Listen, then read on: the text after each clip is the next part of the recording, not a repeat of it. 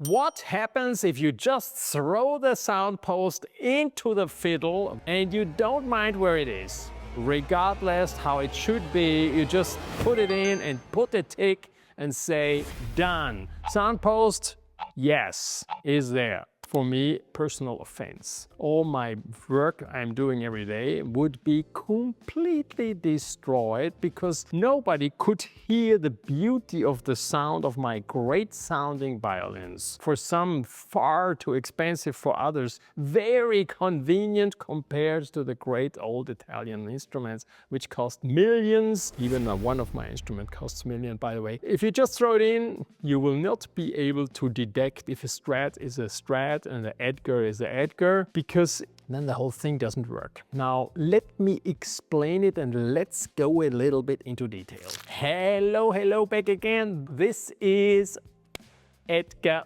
from Cremona, Italy. Violin making is a very nice trade, and while you're working there, you and your pieces, and you put everything together, you have a lot of time where you can think about you, yourself, and the self, and the Weltanschauung of how you see things, and peace, love, and happiness. And most of the things you're doing, others cannot see with the free eye. Can't tell. Only if you're into it and you have, again, sometime you can start checking, measuring, controlling, and then you can see if the one who made all that was good or not. Or you take the bow, you play, and if everything is just wow, response equilibrated, quick responding, and a great tone over all four strings, and it has just a G string where you say, wow, it's just like off limits, and the E string never ends, and you know, everything is perfect, then you know that the ones who worked on that instrument, they just didn't throw all the pieces together. They knew exactly what they were doing.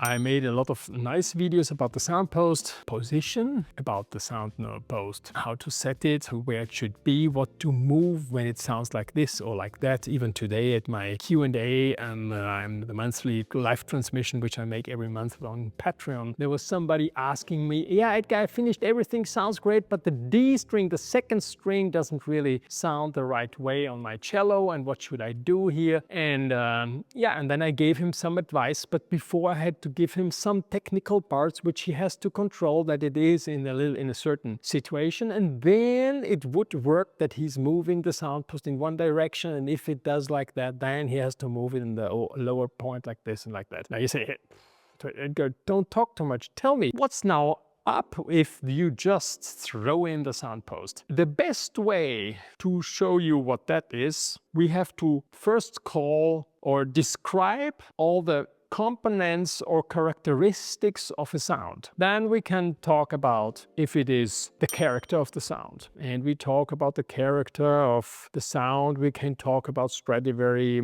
Guarnieri, Testore, and a late Guarnieri, and a early Guarnieri, and a Strat like this, and a late Strat, and a golden period Strat, and all this. And then we get a little bit more picture what you actually want, right? And then we certainly want to know how you want to have the E string if you love to be the one who is riding on the E string up and down, and you hardly can hear the G string because you fall in love with the E string or the violin, let's say. Or if you are only taking the violin and you go right to the G string in higher positions and you are searching for the wolf tone, if it is there or not, because it seems like that tone is the only tone. All your music you're playing is around that tone.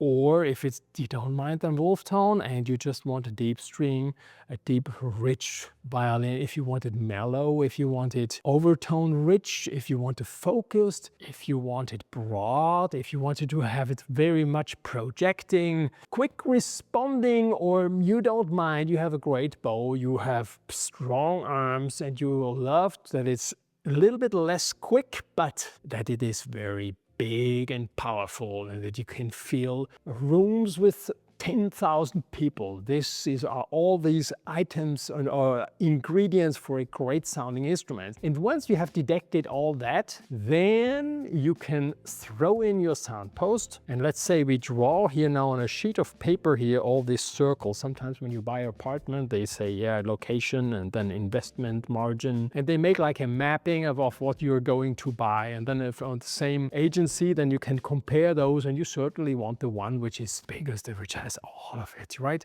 And you want the violin as well, yeah? So you need exactly the right position for that. And your Soundpost is the one which is just in the center. And if it's not standing exactly in the center of all this sound description which we just made before, it won't sound that way. To bring something exactly in that position, you take here now, you need a little bit better glasses. I put here now on my glasses, or even my magnifiers, you put them on, because the more it goes into processes, I have to go very close, and then I look, and then I like a needle, and then I try to catch exactly that point. And sometimes I see that it's not exactly the point, but then, yeah, okay, let's leave it, you know. I'm a violin maker and the others don't see. And then they play it, and I remember, yeah, damn it, I didn't catch exactly the center, but okay. And then they play, and then they say, but there is a little bit, you know, as a violin maker, say, give me a little bit of violin, and then tick, tick, tick, tick, and you adjust it a little bit. Now, but if you you don't do all that, and you just take the violin and you throw in the Soundpost, just to put the tick that the Soundpost is there, then it will be different. Then it will be comparable, like you have this nice drawing, which is actually a small drawing here on the table, and then you take like a scriber. You close your eyes, and then you take your scriber and boom, and then you throw it just into the center of this description of the sound. And then you wake up and you say, let's see if we found the center of it. Oh damn, it's not even in the circle, you know. Okay, let's do it again. Let's do it again. Yes. Now I know where it is, and let's do it. No, damn, it's not in the middle. Oh damn. So okay, where is it? It's more or less, okay, let's see, okay. Close my eyes, again, and it's pretty difficult, you know. You have to be like a champion who is for profession throwing knives. Just, you know, like, and you have to be specialized on throwing items just into the right position. Otherwise, no chance that you can throw this Soundpost into the right position of a bowstring instrument. You would say, now this is a very nice described funny video from Edgar. Yes, it is. And if you want some more of those, you have definitely to subscribe to this channel. You owe me that, you know, you owe me, because you're having fun here. Your whole family is listening to my sexy voice here. It's not my fault that I'm born in Austria. Now we throwed it inside the Soundpost, and we're in the right position, which is already a good thing. And then we forgot one tiny part. And this is, we were just talking up to that point about the position. And then it comes to the upper part and the lower, which are not straight 90 degrees. No, they're a little bit inclined like this towards the FO. And if you look in front of it, they're both a little bit inclined as well, like this. And that makes the whole thing so extremely difficult to adapt a great fitted Soundpost. So when I was working with Paul and Karl Becker, Karl passed away, Paul is still busy, and I know how he works, and I really appreciate what he's doing. I can tell you, these hundreds of euros they charge for a Soundpost, I don't know where they ended up now, if it's 500 or 600 or even 800. It's probably much more than you're used to it. And on most fiddles out there, Chinese or whatever factory-made instruments, it's probably not worth it to dedicate so much precious time, lifetime of a person like Becker or me. But if you have a well-made instrument and you pretend that this instrument brings you the maximum sound of this instrument, then it's actually worth. Yeah, it's like a car. You wouldn't put on lousy, not balanced tires on a great looking car with alloy wheels and super shiny, and you polish all Sunday your car and proud that you have a nicer car than your neighbor. No,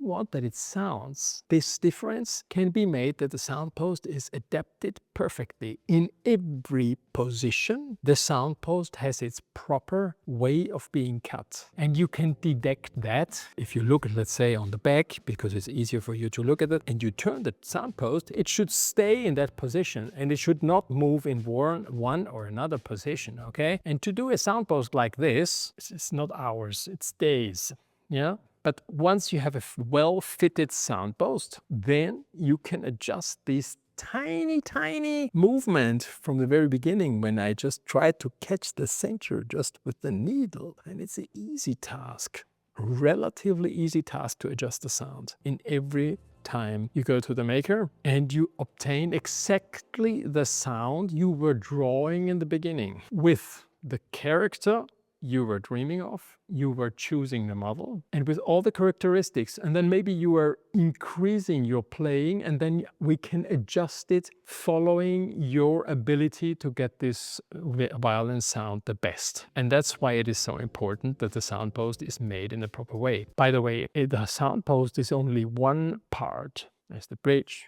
fingerboard, saddle, lower saddle, bass bar, proper thicknesses, the arching. It's the make of the entire instrument, all the components which influence the final result. But it all turns around the Soundpost, which is a crucial part, and that's why most of you love to hear about the Soundpost. Thanks for subscribing. Would be nice if you want to go more into details and you have more questions, so just sign up on my Patreon channel. And if you're a musician, you definitely should make it happen that you played once at least on one of my instruments. Thanks for watching. See you next time. Bye bye.